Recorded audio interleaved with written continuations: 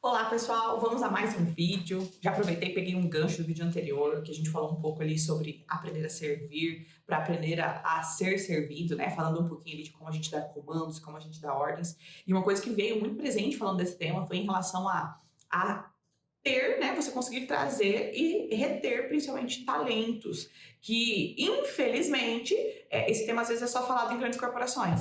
A gente não vê, por exemplo, em pequenos negócios, apesar de ser extremamente necessário, principalmente nos pequenos, porque a gente tem menos, né, tem menos opção, de como é que eu faço retenção de talentos. Então, na maioria das vezes, a gente não está atenta a isso, não está atenta a um tema tão importante, tão relevante. E é sobre isso que nós vamos falar hoje, como é que a gente pode fazer, quais são algumas alternativas, o que tem acontecido que a gente não trabalha essa questão de retenção de talentos, que nada mais é do que poder manter gente boa no nosso negócio para que o nosso resultado continue crescendo. Mas antes da gente seguir, se por acaso você ainda não se inscreveu, se inscreva no nosso canal, ativa o sininho, faz tudo que você já sabe que tem que fazer para ajudar a gente a continuar crescendo e chegando aí a mais pessoas, principalmente mais pessoas como você que precisam e gostam desse tipo de conteúdo. Bom, meu nome é Franciele Gregório e eu vou falar para vocês hoje de como a gente pode fazer para reter talentos dentro do nosso negócio, mesmo sendo uma pequena ou média empresa. Então, vamos lá. Para a gente poder entender esse contexto, é mais ou menos assim. Lá nos nossos primeiros vídeos, eu tenho falado para vocês que geralmente quando a gente vira empreendedor na maioria das vezes por uma necessidade. Lógico que tem algumas exceções que o cara vai lá, junta uma grana, tem um sonho, nossa, eu quero ter um negócio, vamos fazer assim, vamos fazer assado, mas na maioria das vezes não é assim. Na maioria das vezes a gente acaba virando empreendedor por uma necessidade mesmo, ou por uma oportunidade de, poxa, se eu empreender eu vou ganhar mais do que se eu trabalhar para alguém por um salário mínimo. E aí a gente começa meio amador, né? A gente nem sempre tem condições de fazer cursos, de ter uma mentoria, de fazer algo que agregue, que inclua para o meu negócio, para que eu venha mais preparado. A gente vai, assim, aprendendo com a vida, né? O brasileiro, ele gosta de um negócio, assim, de adrenalina, vamos aprender com a vida. E uma das coisas que a gente sofre muito dentro de uma pequena ou média empresa é um negocinho chamado gente. Então, a principal queixa é assim, ó, tá difícil encontrar gente para trabalhar, será? Aí, uma queixa mais elegante, nossa, a gente sofre com mão de obra qualificada. É tudo a mesma coisa, é verdade, mas também não é. Então, como assim? É verdade, vai ser difícil achar pessoas boas, e também é verdade que falta mão de obra qualificada, acho que sempre vai faltar. Mas falta por um motivo específico, muitas, não quero nem entrar muito nesse ponto, depois eu trago isso num próximo vídeo, mas existe gente boa sim. Então, assim, ó, qual é a nossa principal cagada que a gente comete na hora que a gente quer contratar pessoas e acha que o mundo está repleto de pessoas más? A gente acaba querendo um pacote completo por um salário mínimo. Como assim? Como a gente tem um pequeno negócio, uma média empresa, a maior parte dos trabalhos vão ser trabalhos de base. E tudo bem, o cara vai entrar ali ganhando menos. Mas a gente pode dar possibilidade de crescimento, não é mesmo? Ou mesmo que ele ganhe um pouco mais. Às vezes o que eu quero para o cargo e o que eu estou pagando não é tão condizente. Então a primeira coisa é avaliar se você está fazendo uma contratação de base. E aí vem a primeira cagada. A primeira cagada é, a gente acaba querendo contratar técnico, tipo assim, eu olho no currículo ou eu coloco... isso é uma bobagem que eu acho massa demais. É tipo assim, ó, quando você anuncia a vaga, você coloca na vaga lá. Porque eu quero alguém que saiba fazer isso, isso, isso, isso, e aí você coloca assim, que seja proativo, que seja bom de trabalho em equipe, que seja engajado, que seja lindo, maravilhoso, mister ou né, modelo, né? Nossa, bobagem. Por que isso é bobagem?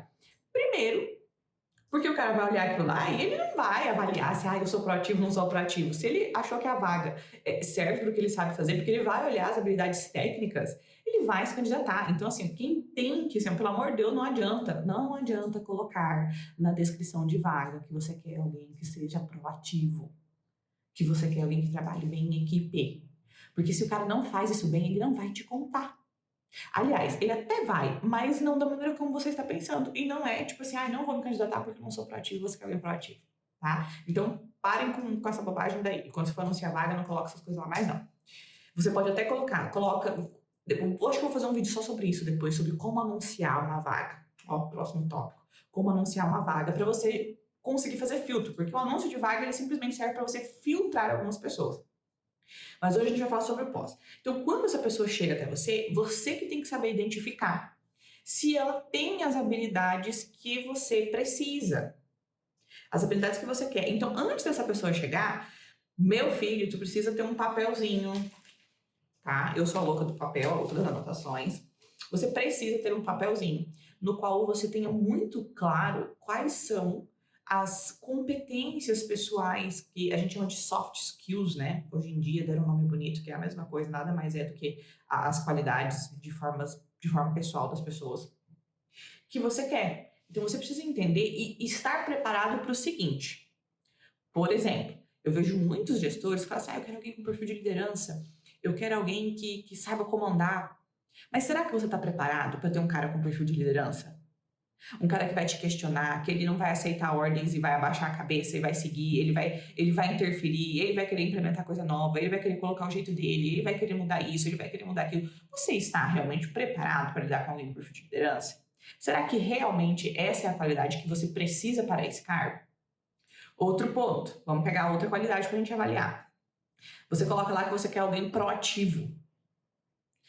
Tudo tem um lado bom e um lado ruim. Lado bom dos proativos. Geralmente são pessoas que, tudo que tem pra fazer o cara vai fazendo. São pessoas que às vezes você não precisa ficar mandando, porque o cara já tem essa iniciativa, ele tem um índice de se-virou mais alto, ele faz, ele resolve.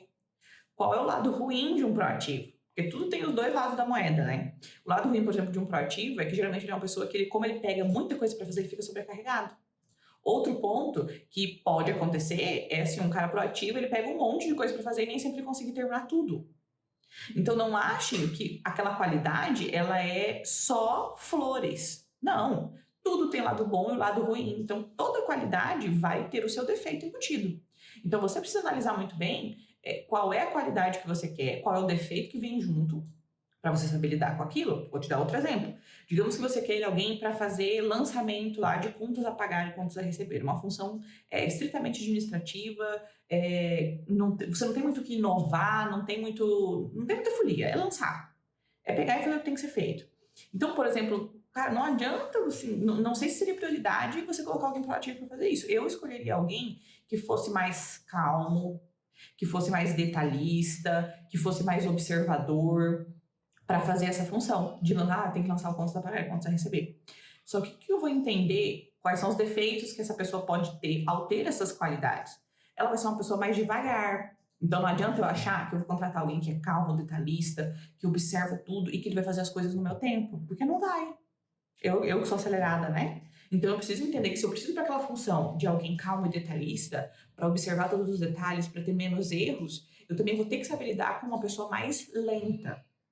Tá? Porque o cara que ele é detalhista, ele faz as coisas mais devagar do que um executor que sai, tá aqui. Aí você chega lá, tem trocentos erros na planilha.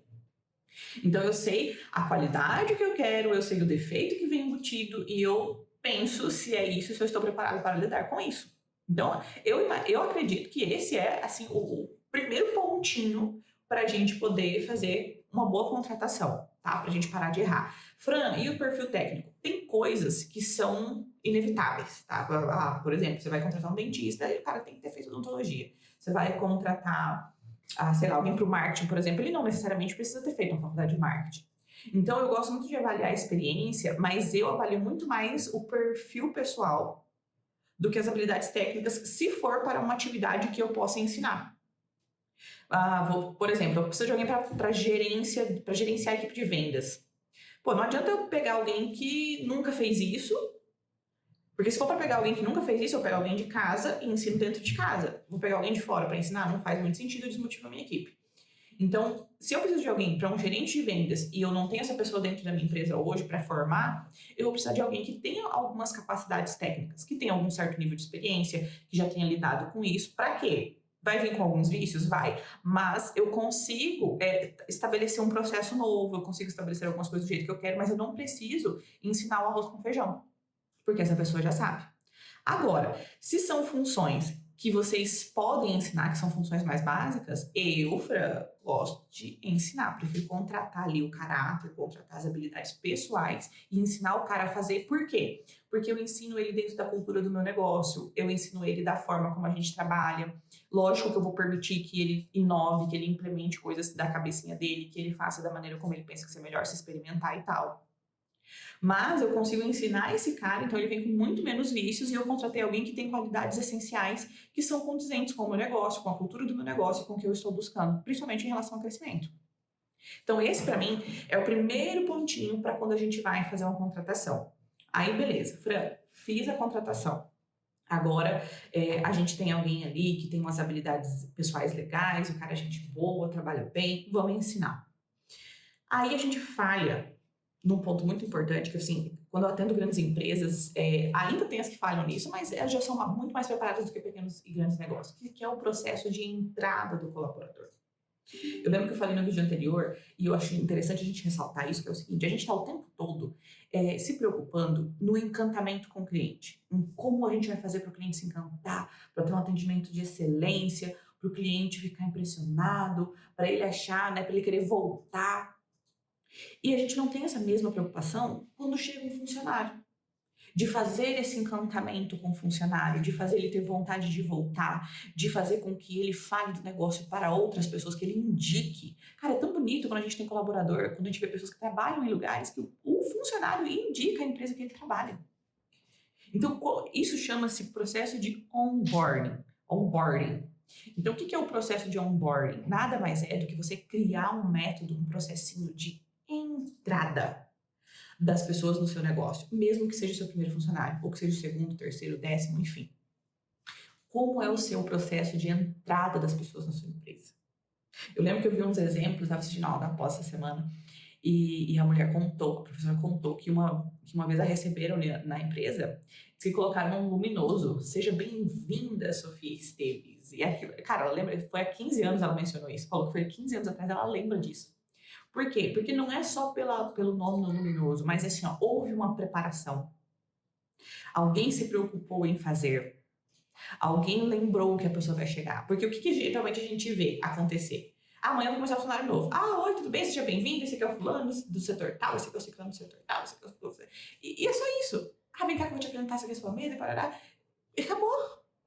Sabe? Não existe o encantamento do cara falar, uau, eu nunca fui recebida assim numa empresa.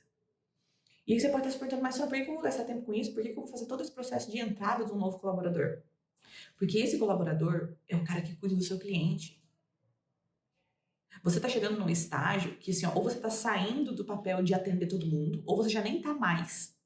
E quem é que atende o seu cliente? Quem é que atende o cara mais importante do seu negócio?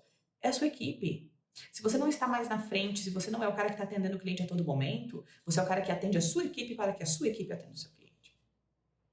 E é aí que você tem que gastar tempo, energia, dinheiro, enfim, para poder cuidar das pessoas que trabalham com você, para fornecer esse processo de encantamento para as pessoas que trabalham com você.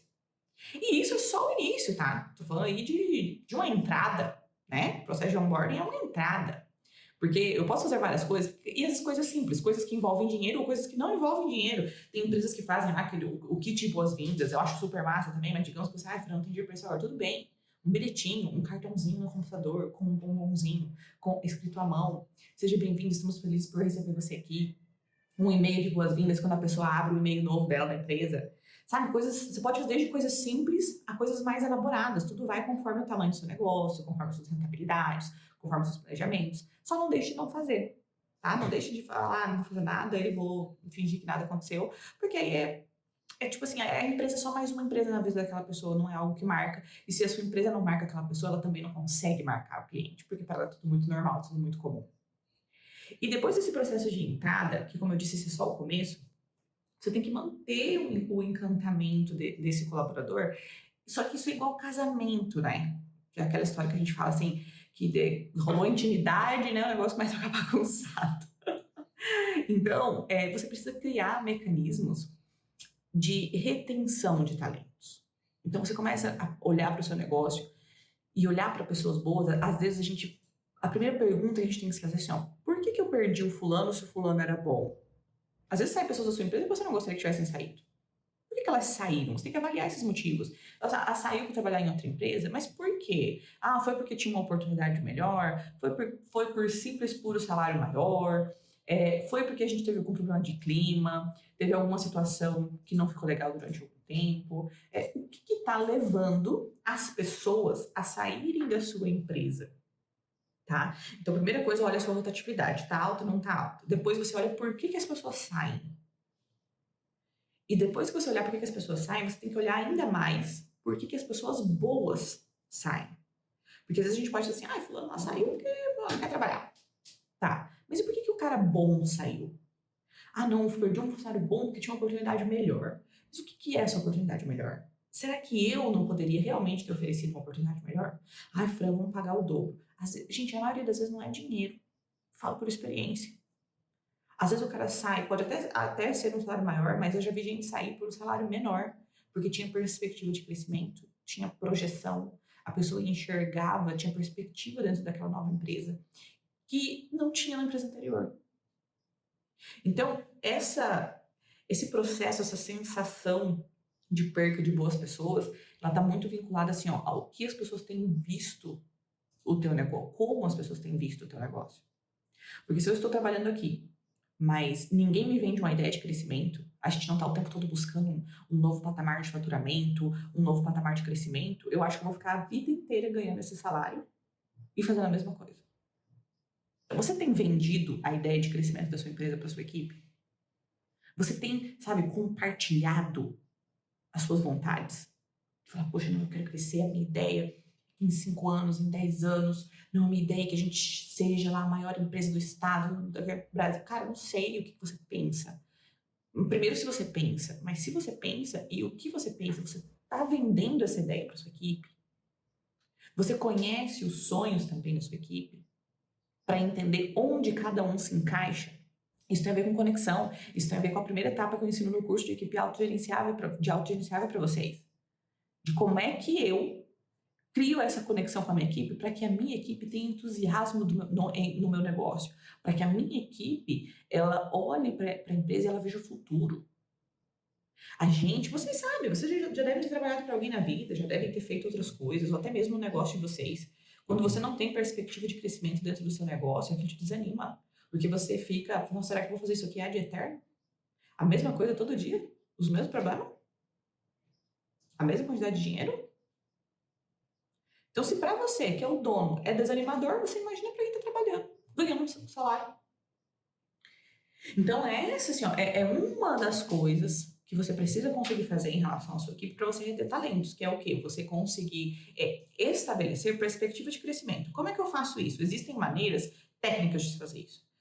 Projetos de cargos e salários, planos de carreira, tudo isso dá para ser feito.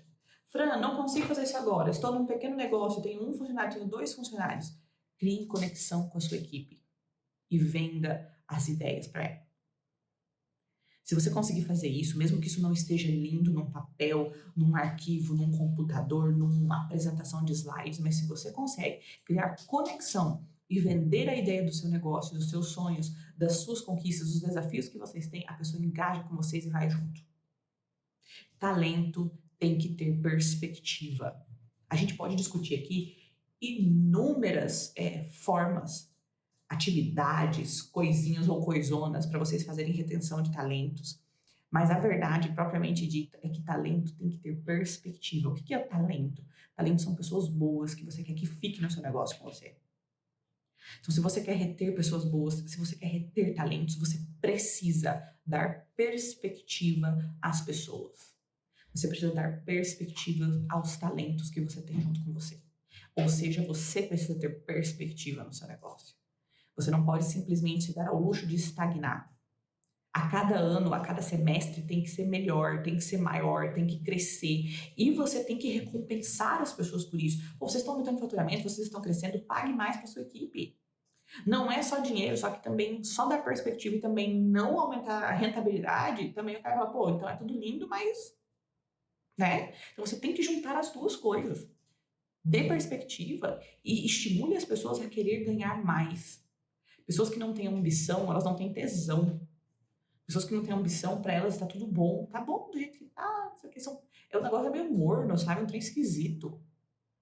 Então, se você tem talentos, ajude as pessoas a ter ambição. Quanto você quer ganhar? Onde você quer chegar? Cara, qual é o seu sonho? O que você quer para sua vida? Que tipo de vida você quer? Coisa simples. Que tipo de casa você quer? Que tipo de carro você quer? Pô, tem gente que vai trabalhar de moto na chuva. Só a perspectiva do cara conseguir comprar um carro. E se a gente for parar para pensar, a maioria das pessoas não tem perspectiva. O mundo hoje, devido a N fatores, está sem perspectiva. A pessoa hoje que ela ganha um salário mínimo, ela não tem perspectiva. Ela não tem nem perspectiva de conseguir comprar um carro. Quem dirá a perspectiva de ganhar dinheiro. Então você tem que ter perspectiva suficiente para ti e para os outros. Então você tem uma responsabilidade quando você tem um negócio, quando você tem uma equipe muito grande, que é de criar perspectiva. E são perspectivas reais. Ou seja, o teu negócio tem que crescer. O teu faturamento tem que aumentar. A tua empresa precisa expandir para que você tenha mais gente, para que você tenha mais cliente, para que você impacte ainda mais a vida de mais pessoas.